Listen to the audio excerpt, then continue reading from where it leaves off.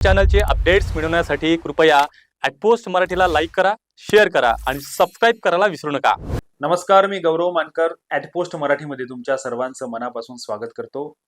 महानगरपालिकेच्या निवडणुकांमध्ये यावेळी सर्वात महत्त्वाची जी गोष्ट ठरत आहे ती म्हणजे निष्ठावंतांना डावलून आयात उमेदवारांना, बाहेरच्या उमेदवारांना उमेदवारी देऊन निष्ठावंतांना दुखावणं ही सर्वात महत्त्वाची गोष्ट आपल्याला दिसत आहे. आणि वेगवेगळ्या शहरांमधून जे काही बातम्या येतात त्यावरून हे तर स्पष्ट झालं आहे. आणि भाजप असो, काँग्रेस असो, वेगवेगळ्या पक्षांमध्ये आणि प्रामुख्यानं भाजपामध्ये ही परिस्थिती मोठ्या प्रमाणावर दिसत आहेत. याच पद्धतीनं नागपूरमध्ये देखील याला अपवाद नाही आहे. आणि नागपूरमधील 17 क्रमांकाचा जो प्रभाग आहे यामध्ये देखील अशाच पद्धतीची परिस्थिती निर्माण झालेली आहे. यामध्ये भाजपाच्या माजी महापौर अर्चना डेहंकर यांचे जे पती आहेत ते स्वतः भाजपाच्या विरोधात म्हणजेच अपक्ष म्हणून त्यांनी उमेदवारी अर्ज मिळालेला आहे. त्यांना तिकीट डावलली, त्यांच्या काही कार्यकर्त्यांना तिकीट डावलली, त्यामुळे ते नाराज होऊन त्यांनी स्वतः अपक्ष उमेदवारी अर्ज भरलेला आहे. आणि त्याचा फटका आता भाजपाला बसतो की काय असं होत आहे.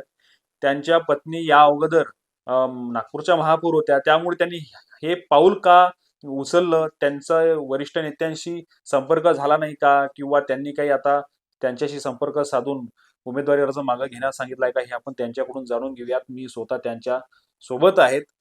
सर, तुम्ही उमेदवारी अर्ज भरलेला आहे, भाजपाचे स्वतः इथे उमेदवार आहेत, तुम्हाला हा निर्णय का घ्यावा लागला आणि तुमची दखल का घेण्यात आली नाही? मी प्रभाग 17 मधून भाजपाची उमेदवारी मागितली.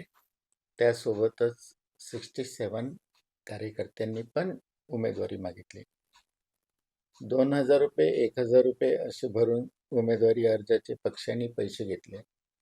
त्यानंतर त्यांना जर पक्षाची उमेदवारी इतर कोणाला द्यायची होते तर सगळ्यांना एकत्र बसून निर्णय घ्यायला पाहिजे होता. मग हे नौटंकी कशाला करतात? प्रत्येकाने आपली आपली भूमिका मांडली. पक्षाचं पार्लमेंटरी बोर्ड आहे, त्याच्यासमोर इंटरव्ह्यू दिले, आम्ही कसं निवडून येऊ याचं समीकरण सांगितलं सगळ्यांनी. मग अशा ते हे मूळ जे कार्यकर्ते आहे, आज जे युवा कार्यकर्ते जोडलेले आहे, महिला कार्यकर्त्यांचा खूप सारा संच आहे या प्रभागामध्ये. नवीन जे तयार झालेले कार्यकर्ते आहे, सगळ्यांची लायबिलिटी होती. मग काय पक्षाला एवढं कळलं नाही का की इतके सारे जर आपल्याकडे कार्यकर्ते आहे तर या कार्यकर्त्यापैकीच कोणाला तरी म्हणजे उमेदवारी द्यायला पाहिजे. आमच्याकडे असा विषय झाला की प्रभाग 32 मध्ये राहणाऱ्या एका कार्यकर्त्याला त्याची मिसेस कधीही कार्यकर्ता म्हणून वागली नाही.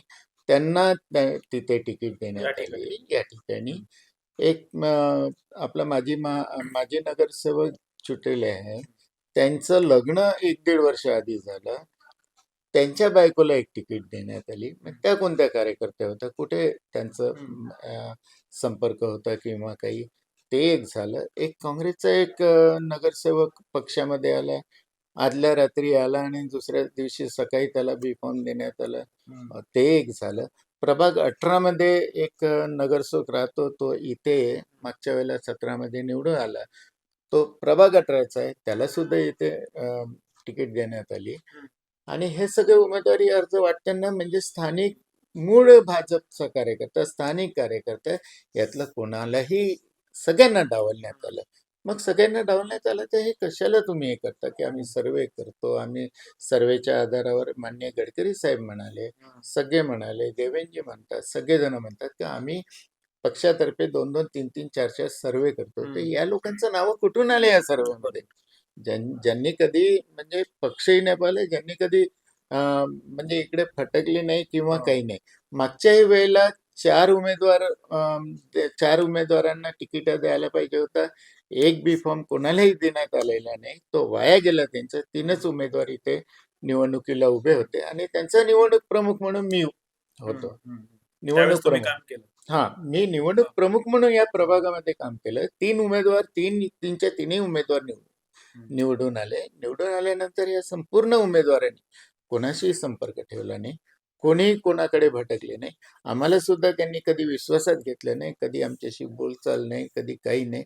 अशा परिस्थितीमध्ये मग आता जे नवीन जे कार्यकर्ते, युवा कार्यकर्ते, महिला कार्यकर्ते ह्या ज्या तयार झाले आहे, त्यांच्यापैकी कोणाला तरी द्यायला पाहिजे होती. म्हणजे पक्ष आपलं मनमानी करतो आहे. म्हणजे एक काळ होता की ज्यावेळेला काँग्रेस मनमानी करत होती आणि आज काँग्रेसचे जसे हाल झाले, आज भाजप सत्तेमध्ये आहे. त्यासाठी पक्ष मोठा झाला, त्यासाठी आम्ही 84 पासून म्हणजे या गणेशपेठमध्ये काम करतो आहे.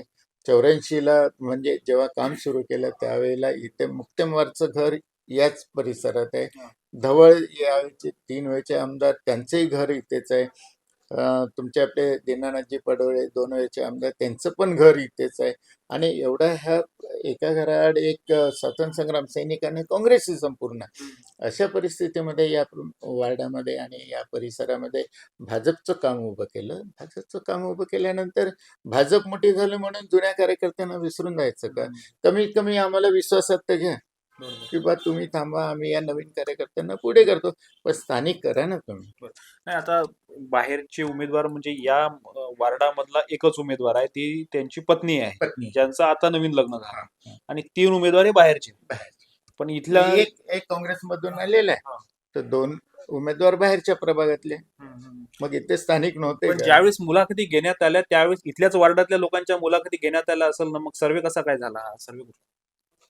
त्यांनी स्वतः उमेदवारी मागितली होती, पण त्यांनी या त्या- वार्डातून मागितली होती का? या प्रभागातून मागितली होती, पण त्याच्या पत्नीला देण्यात आली. अच्छा. ठीक आहे. मग यांनी हे जे माजी नगरसेवक म्हणून त्यांनी मागितली होती, तेही आधी बंडखोरी केली होती त्यांनी. मागच्या वेळेला त्यांना उमेदवारी दिली. आम्ही आपलं सगळ्यांच्या मेहनतीने त्यांना विजयी करून दिलं. परंतु त्यांचा स्वभाव असा, खूप त्यांना गावेरी आली होती. त्यांना अभिमान आला होता की मी या तर कोणीच नाही. अशा लोकांना यांनी उमेदवारी दिली. आता म्हणून हे पाऊल उचलण्यात आलं मला. आता तुम्ही बोलताना असं बोलले की भाजपाच्या लोकांना कुठेतरी गर्व आलेला आहे आणि इतकं त्यांचं लक्ष नाहीत. हा नेमका रोख कोणावर आहेत? कारण या ठिकाणी सर्व कारभार पाहणारे नितीन गडकरी, देवेंद्र फडणवीस हेच आहेत. यांनी प्रत्येक कार्यकर्त्यांना म्हणजे जे कोणी त्यांना भेटायला गेले तर सर्वेच्या आधारावर आम्ही तिकीट वाटू. आणि मला शब्द दिला की ठीक आहे तुमचा विचार करू, परंतु आम्ही लायबल नाही. ठीक आहे, मान्य आहे. परंतु बाकीचे कार्यकर्ते हे तर लायबल असायला पाहिजे,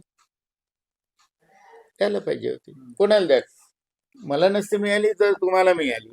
मी एक दिवस नाराज असतो ना, दुसऱ्या दिवशी काम करायला सुरुवात झाली असती.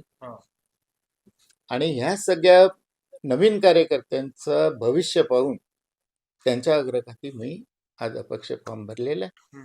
कारण की पुन्हा जर भाजप निवडून आली तर अजून कोणता तरी नवीन प्रयोग करतील, म्हणून मला हे टोकाची भूमिका घ्यावी लागली. बरोबर. मग आता सध्याची जी परिस्थिती आहे यामध्ये तुम्ही आतापर्यंत भाजपचं काम केलं आहे. मॅडम स्वतः भाजपाकडूनच त्या महापौर होत्या या शहराच्या आणि इतकी मोठी असताना आता तुम्हाला उद्या उमेदवारी अर्ज मागं घेण्याचा दिवस आहे. तो कोणाचा काही कॉन्टॅक्ट झालेला आहे का अजूनपर्यंत? मी कोणाशी कॉन्टॅक्टमध्ये नाही आहे आणि असेलही तरी मी त्यांचे फोन काही घेत नाही आहे आणि मी उमेदवारी अर्ज मागे घेणार नाही. मॅडम हा माझी महापौर आहे आणि प्रदेशाच्या पदाधिकारी आहे. त्यांची स्पष्ट भूमिका होती की बा मी अर्ज मागे घ्यावा. त्यांचं आणि माझं, मी घरी आलं की त्यांची एकच रट होती की तुम्ही उमेदवारी अर्ज का भरला आणि मागे घ्या. आमचं आणि दोघांचं थोडंसं भणभण झाली की बा तुम्ही निवडणुकीपर्यंत नका. म्हणून त्यांनी निर्णय घेतला की ठीक आहे तुम्ही तुमचं पहा, मी माझं म्हणजे भावाकडे मुक्काम करून येतो, निवडणूक झाली की येऊन जाईल, मी तिकडे जाऊन भाजपचं काम करेन. अशी त्यांची भूमिका होती. काही निष्ठावान आहे, मी निष्ठावान होतो. त्या तुमच्यावर नाराज होऊन आता माहेरी गेलेले आहेत. नाराज होऊन म्हणजे त्यांचं नेहमी हेच की तुम्ही उमेदवारी अर्ज परत घ्या, मी तुमचं काम करणार नाही. मी कुठं म्हटलं की तुम्ही आमचं काम करा, तुम्ही आपलं काम करा ना. पण एकाच जागेवर राहू नये. दोन्ही विचार, दोन्ही कार्यकर्ते जर कोणी आले तर त्यांच्याशी संवाद नाही होऊ शकत. निवडणूक झाल्यानंतर त्या परत येणार. हो येतील ना, का बरं नाही. नाही म्हणजे आता असं काही म्हणजे रागवून किंवा याच्याने नाही. ते पक्षासोबत निष्ठावान आहे. मी पण निष्ठावान होतो, पण मी पक्षातून त्यागपत्र दिलंय म्हणून मी माझा निर्णय घ्यायला मी मोकळा. बरोबर. तर माझा महत्वाचा प्रश्न असा आहे की ही परिस्थिती फक्त नागपूरमध्ये नाही आहे, संपूर्ण महाराष्ट्रामध्ये हे सुरू आहे. आणि एक म्हणजे असं म्हटलं जाते की भाजपा हा कार्यकर्त्यांमुळे वाढलेला पक्ष आहे आणि यामध्ये निष्ठावान कार्यकर्त्यांना व्हॅल्यू आहे. आपण कार्यकर्त्यांमुळे आपण पक्ष चालवला आहे. आणि अशी जर परिस्थिती येत आहे, तुम्ही बोलताना बोलले की या अगोदर काँग्रेसमध्ये असं होत होतं, तसं आता भाजपात. मग पुढची दिशा ही काँग्रेसच्याच दिशेनं भाजपाची आहे का? नक्कीच काँग्रेसच्या दिशेनेच भाजपा चाललेली आहे. एक काळ होता त्यावेळेला छोटुभैया धाकरस हे आमचे संघटन मंत्री होते. त्यांच्यासोबत मी कामाला सुरुवात केली. प्रभाकरराव धक्के, अशोकराव वाडीभस्मे यांनी आम्हाला 97मध्ये पहिल्यांदा तिकीट दिली होती आणि तेव्हापासून हे कार्य सगळं मोठं झालं पक्षाचं. आणि पक्ष मोठा झाला याचा आनंद आहे आम्हाला. परंतु या पद्धतीचा मोठा व्हावा आणि जुन्या कार्यकर्त्यांना डावला किंवा येणाऱ्या कार्यकर्त्यावर त्यांचा अन्याय व्हावा. कारण की कोणीही पक्षामध्ये पेड वर्कर नाही आहे. स्वेच्छेने काम करतात, 24 तास काम करतात, पाहिजे ते काम करतात. माझ्याकडे म्हणजे प्रभाग बूथपासून तर नगरपर्यंत सगळ्यात महत्त्वाच्या जबाबदाऱ्या मी पार पाडलेल्या आहे पक्षामध्ये. आता पण माझ्याकडे पदवीधरची जबाबदारी आहे. पदवीधरचे 6,000 फॉर्म आम्ही भरलेले आहेत. हे सगळं करत असताना रवींद्रजी चव्हाण हे म्हणतात आहे की 100 फॉर्म, 200 फॉर्म, 500 फॉर्म जमा करा, पदवीधरचे फॉर्म भरा. अरे मी दिवसरात्र हे करून 600 फॉर्म भरले. विचार केला का? आणि ज्यांना उमेदवारी दिली त्यांनी 10 तरी फॉर्म भरले आहे का? मग काय तुम्ही म्हणजे धमकावून काम कराल का कार्यकर्त्याकडून? बावनकुळे आता बोलले की नाराज कार्यकर्ते किंवा जे काही बंडखोर उमेदवार आहेत, त्यांना 10 मिनिटाचाही वेळ लागणार नाही आम्हाला समजवायला. ठीक आहे. त्यांनी या 10 सेकंदात जर 10 मिनिटं का 10 दिवस मला माझ्याशी चर्चा करावं. त्यांच्यावरही अन्याय झाला होता. त्यांनी ती भूमिका नव्हती घेतली.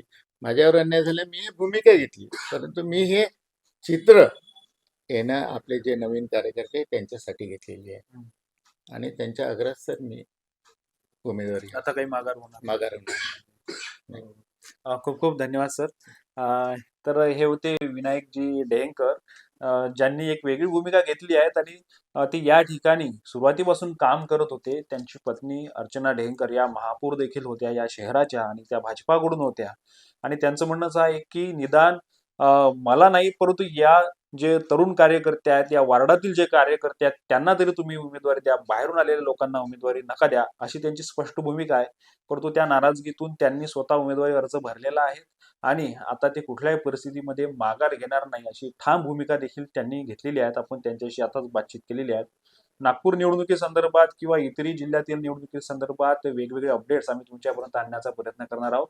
बघत राहा @पोस्ट मराठी.